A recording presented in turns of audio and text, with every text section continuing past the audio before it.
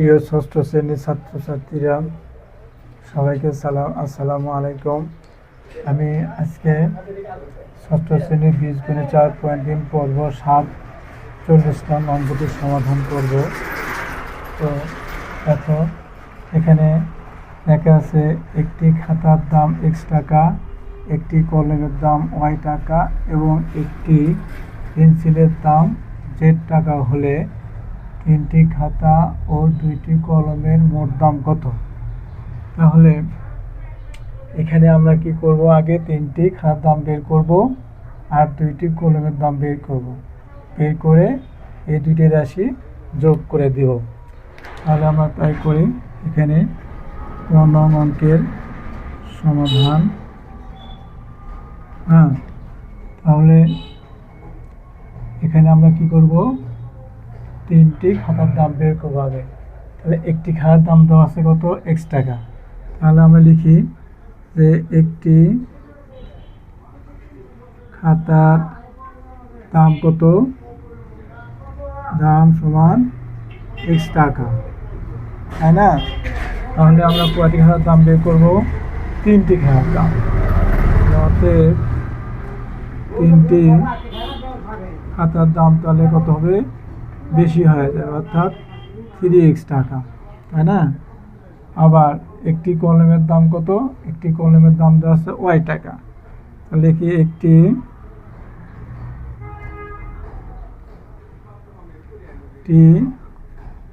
কলমের দাম সমান কত, y টাকা।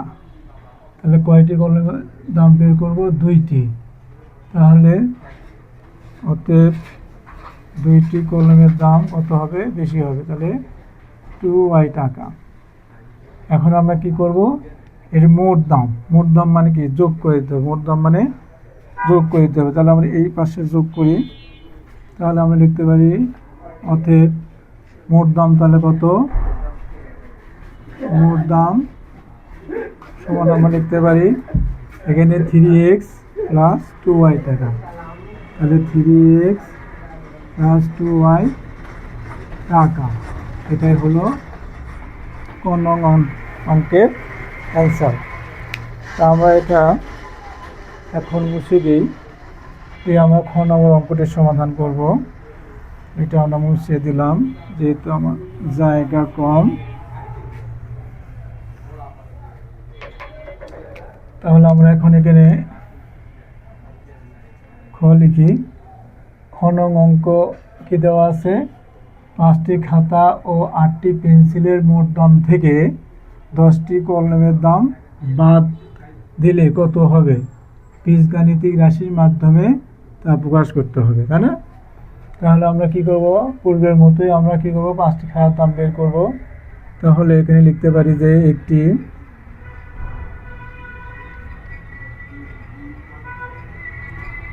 একটি খাতার দাম কত, y টাকা, তাই না? তাহলে এখানে কয়টি খাতা আছে, 5টি খাতা আছে, তাই না? তাহলে আমরা 5টি খাতার দাম বের করব। তাহলে অতএব 5টি খাতার দাম তাহলে কত, 5y টাকা হবে। আর এভাবে আমরা কি করব, 8টি পেন্সিলের দাম বের করব। তাহলে লিখি একটি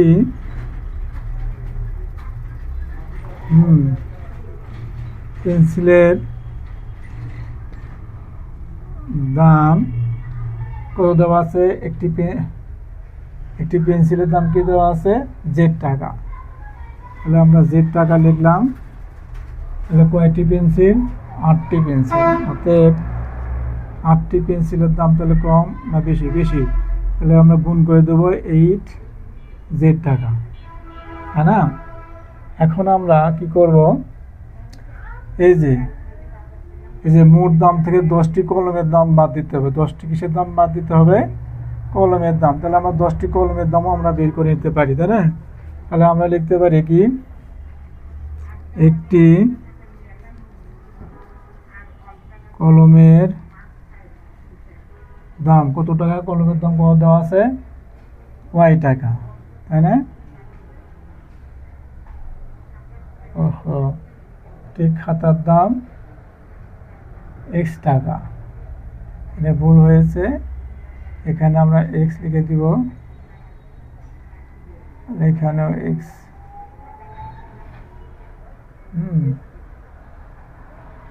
আচ্ছা, তাহলে একটি কলমের দাম কত দেওয়া আছে? ওয়াই টাকা। তাহলে আমরা ওয়াই লিখব, ওয়াই টাকা। অতএব কয়টি কলম? 10টি কলম। এফ 10টি কলমের দাম তাহলে কি হবে? 10 ওয়াই টাকা। এখন এটা আমরা কি করব? বীজগাণিতিক রাশির মাধ্যমে প্রকাশ করব। তাহলে এখানে আমরা আর কি লিখব? 5টি খাতা ও 8টি পেন্সিলের মোট দাম লিখবো আগে। তাহলে 5টি খাতার দাম 5x টাকা, আর 8টি পেন্সিলের দাম 8z টাকা। তাহলে এটা আমরা যোগ করে দেবো আগে। অতএব 5x প্লাস 8z। এখান থেকে এই মোট দাম থেকে আমরা কি করব? এই মোট দাম থেকে আমরা 10টি কলমের দাম আমরা বাদ দেব, সেটাকে আমরা বীজগাণিতিক রাশির মাধ্যমে দেখাবো। তাহলে এখানে আমরা এই যে 10y, এটা হলো 10টি কলমের দাম। তাহলে এটাই হলো একটা বীজগাণিতিক রাশি। তাহলে 5x প্লাস 8z। 5x হলো কি? 5টি খাতার দাম, আর 8z হলো 8টি পেন্সিলের দাম, আর মাইনাস 10z হলো 10টি কলমের দাম। তাহলে এটাই হলো এই অঙ্কের সমাধান, এটাই অ্যান্সার, এটাই হলো একটা বীজগাণিতিক রাশি। তাহলে বন্ধুরা, অঙ্কটা আমি এখন মিশিয়ে দেব। এখানে আমরা গ নম্বর অঙ্কটি করব এখন।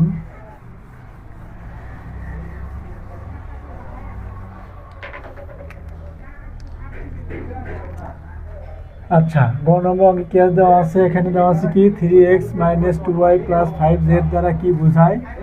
y ও z এর সাংখ্যিক সহগ কত? y z এবং x y এবং z এর সাংখ্যিক সহগগুলোর গুণফল কত, সেটা আমরা নির্ণয় করব। তাহলে এখানে তাহলে আমরা বীজগাণিতিক রাশিটা লিখি।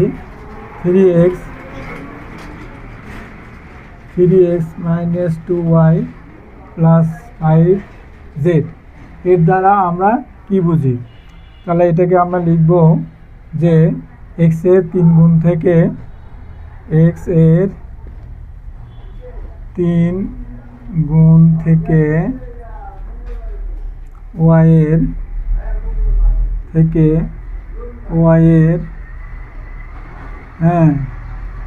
দ্বিগুণ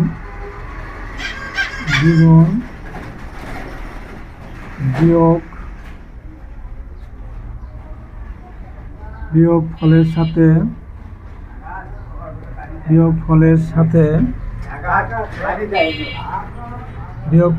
আমরা কি করব? z এর 5 গুণ যোগ করে দেব। z এর 5 গুণ যোগ, তাহলে z এর 5 গুণ যোগ বুঝায়, এটাই বোঝাচ্ছে। তাহলে এই রাশির মাধ্যমে আমরা কি বুঝতে পারতেছি? যে x এর 3 গুণ থেকে y এর দ্বিগুণ, মানে y এর সাথে কি আছে? 2 আছে সাংখ্যিক সহগ, এই জন্য এটা y এর দ্বিগুণ। এটা আমরা কি করব? বিয়োগ ফলের সাথে আমরা z এর 5 গুণ, অর্থাৎ 5z, z এর 5 গুণ আমরা কি করে দেবো? সাথে যোগ, এটা আমরা বুঝাই, আমরা যোগ বুঝি।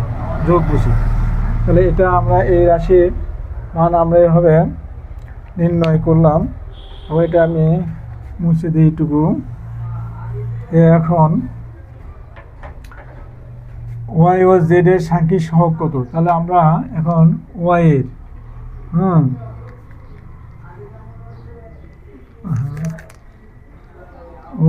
এর সাংখ্যিক সহগ হলো, y এর সাংখ্যিক সহগ কত? -2। এবং z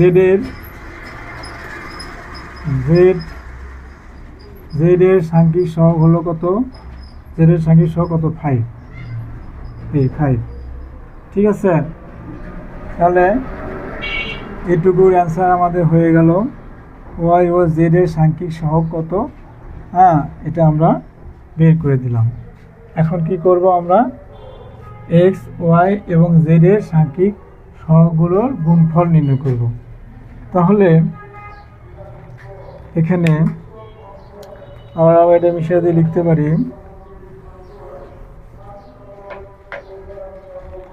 এক্স এর সহগ, এক্স এর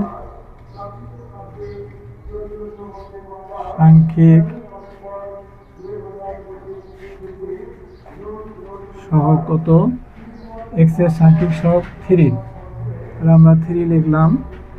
তারপর ওয়াই এর সাংখ্যিক সহগ কত, ওয়াই এর সাংখ্যিক সহগ -2, হ্যাঁ।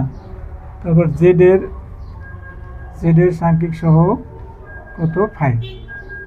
তাহলে এগুলো আমরা কি করতে হবে, হ্যাঁ তাহলে সহগগুলোর গুণফল, মানে সহগগুলোর গুণফল, তাহলে পাঁচ সঙ্গে লিখি, অতএব